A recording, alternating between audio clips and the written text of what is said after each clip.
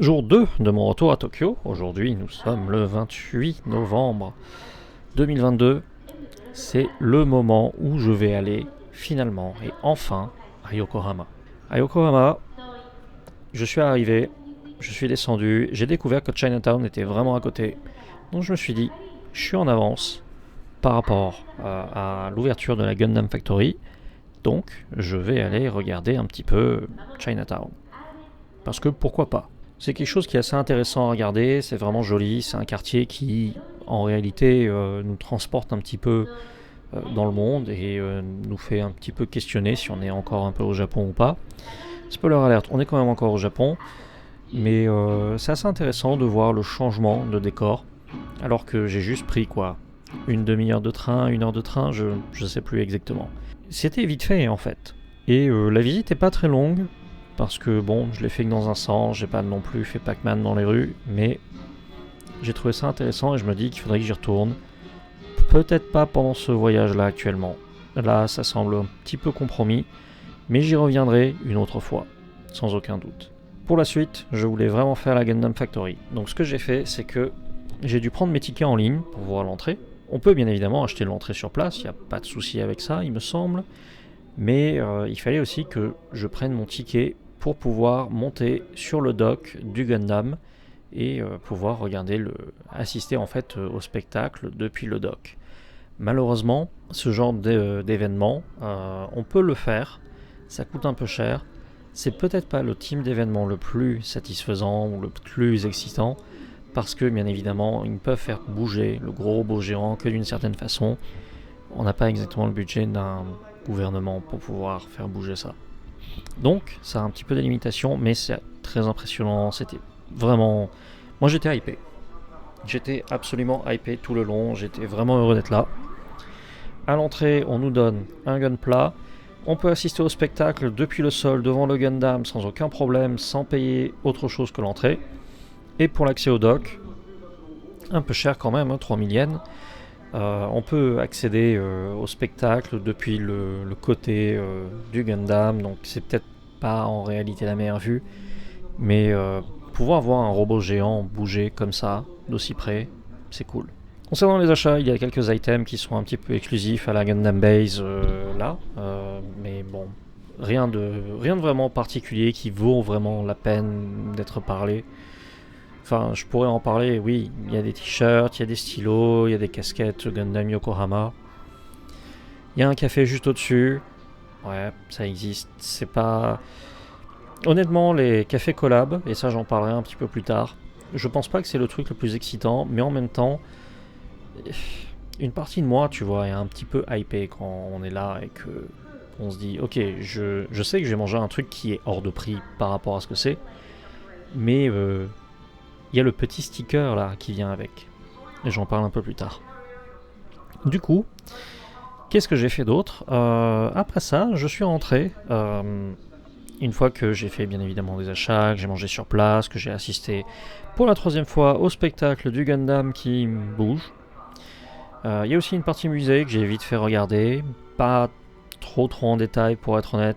Enfin, il y a beaucoup de lectures, beaucoup de trucs qu'on peut venir toucher pour regarder comment les articulations bougent. C'est très intéressant. Mais c'est assez court et c'est excitant, très clairement. Mais je sais pas comment est-ce que je pourrais venir et essayer de communiquer justement ce que j'ai ressenti comme hype à ce niveau-là. Comme vous le voyez, je suis pas quelqu'un d'extrêmement expressif.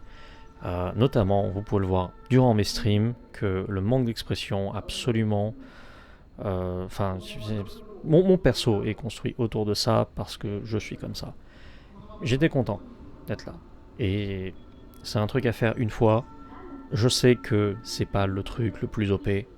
Voilà, je veux pas le sur-hyper parce que les gens ils vont me dire oui, mais toi tu le sur-hype parce que tu aimes les robots géants. Je vois ça venir depuis assez longtemps, assez loin. Et oui, j'aime les robots géants et c'est pour ça que je dis qu'il faut le faire au moins une fois dans sa vie, mais je reconnais que c'est pas un truc pour tout le monde, c'est peut-être même pas pour toute la famille. Ceci dit, ça n'empêchait pas des gens de monter avec leur bébé, et des adultes, même des gens beaucoup plus vieux que moi. Donc Gundam c'est pour tous les âges, les gros robots géants pareil, donc c'est cool. Après ça, je suis rentré, je me suis posé. J'avais vraiment en fait besoin de me reposer parce que la veille, j'avais aussi beaucoup besoin de me reposer. À ce moment-là, j'ai encore extrêmement mal dans mes articulations, au niveau des jambes, surtout à cause de la partie où il a fallu s'accroupir pour pouvoir permettre aux gens qui sont derrière nous de pouvoir voir ce qui se passe dans les animations et bouger toutes les quelques secondes. Ça, c'est vraiment la partie la plus désagréable du show. Et si j'avais su, j'aurais peut-être même pas payé les 30 000 yens pour monter sur le dock à cause de ça. Parce que je ne peux plus rester accroupi. Je ne peux pas m'accroupir. Je prends beaucoup de photos accroupies par moment et je peux plus. C'est fini. Dans le reste du voyage, je vais en parler encore, de mes douleurs. C'est normal. C'est ce qui se passe quand on bouge pas beaucoup dans sa vie et que d'un coup on devient un gros touriste vraiment super actif. Jour 3, 29 novembre, retour à Tokyo. Comment est-ce que je pourrais faire Tokyo sans faire la Tokyo Tower ? Eh bien, je ne pourrais pas. Du coup, aujourd'hui, j'ai décidé que j'allais faire la Tokyo Tower. Et comme la Tokyo Tower est située à 800 mètres de mon hôtel, j'y vais à pied, pour en même temps avoir la meilleure vue de la Tokyo Tower d'en bas, pour pouvoir prendre des photos avec les différents parcs, et en même temps, je fais ça parce que je vais pas payer les transports pour une station de métro, que de toute façon je dois aller prendre 5 minutes dans l'autre sens, et pourquoi économiser 10 minutes sur la marche ? En réalité, c'était en montée aussi à certains moments, donc peut-être que ça en valait la peine. Mais bon, il y aurait forcément eu une montée de l'autre côté et des escaliers en plus, donc il valait mieux y aller juste à pied. La Tokyo Tower, c'est assez simple. Il y a 2 tickets, comme avec la Tour Eiffel, comme avec Skytree, comme avec absolument toutes les tours qui existent dans ce monde, on dirait.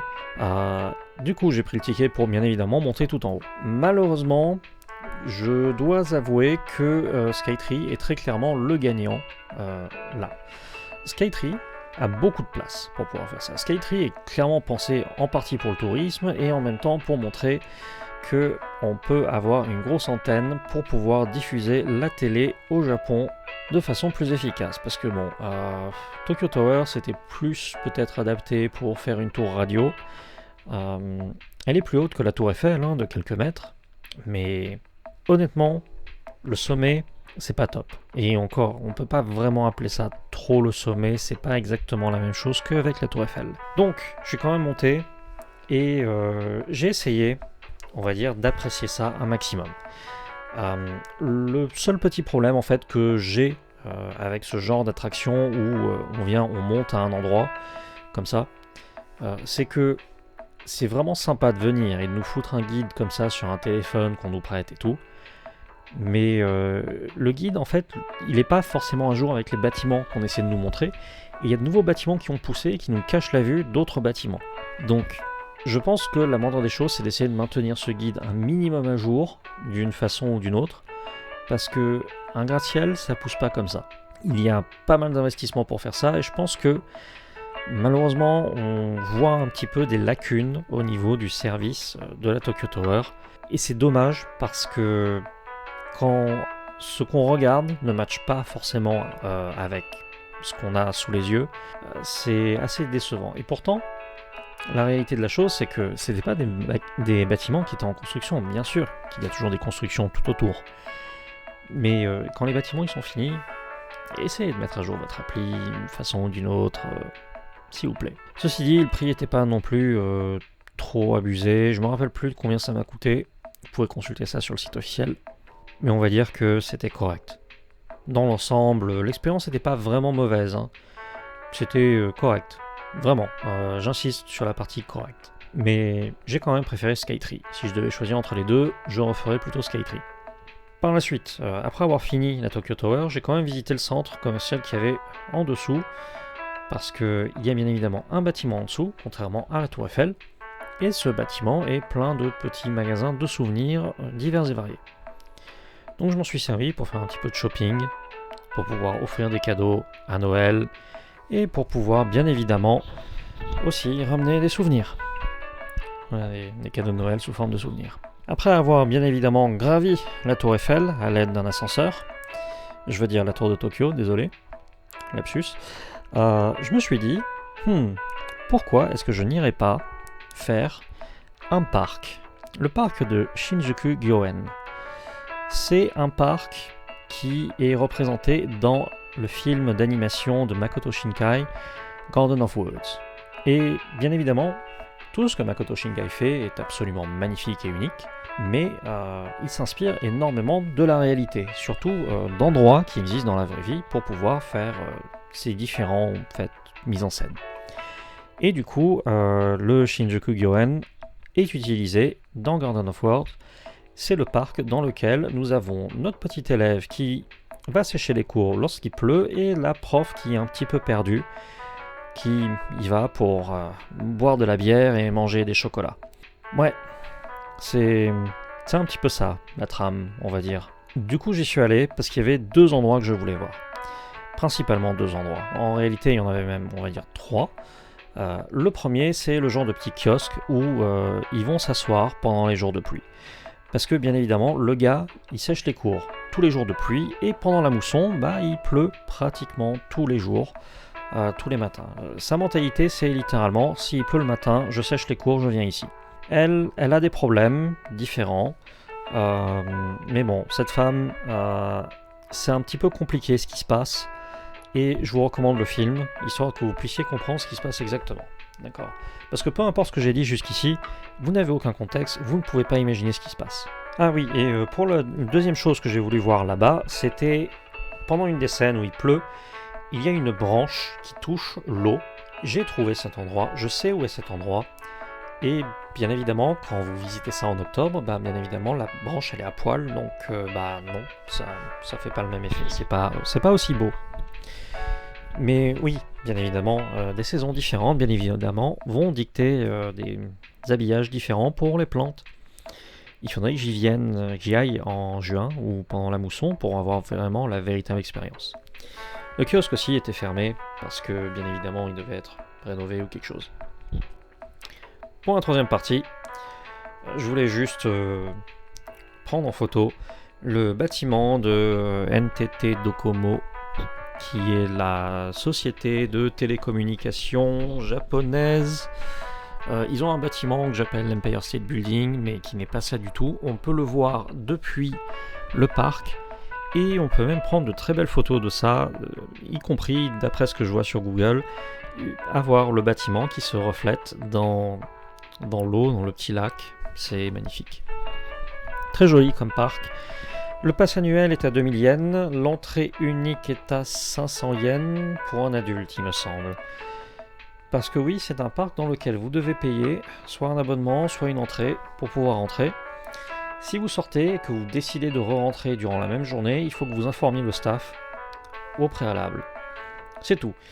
Mais je trouve ça quand même assez intéressant que ce soit un jardin, en quelque sorte. Parce que pour moi, un parc, c'est public, un jardin, c'est un petit peu moins public. Et en vrai, je comprends pourquoi ils font ça, et ça permet vraiment de venir et d'entretenir la chose de façon vraiment magnifique, en réalité. Donc. Ceci dit, j'ai pas exactement pu profiter énormément de cette journée-là, parce qu'il pleuvait, un petit peu à la Garden of Words, mais bon, c'était vraiment pas classe. Vraiment. Il pleuvait un petit peu, il faisait vraiment moche, donc je suis rentré. Le soir, je me suis dit, je vais sortir, on va revoir. Non, ça marche pas, il pleut. J'étais quand même sorti. Du coup, j'ai mangé pour la première fois chez Wendy's. Honnêtement, moi je vais vous le dire, très sincèrement, Wendy's, ouais, ok, ça existe. Mais pour moi, c'est du même niveau que Big Fernand et je pense que je n'y retournerai pas. J'ai encore envie d'essayer Moss Burger, j'essaie de trouver un moment où je vais essayer Moss Burger, si je ne l'essaie pas, tant pis. Mais franchement, Wendy's, c'est un peu... ça me déçoit, hein. Enfin, ouais, ok, elle est rousse, mais c'est vraiment la seule bonne chose qu'il y a, hein.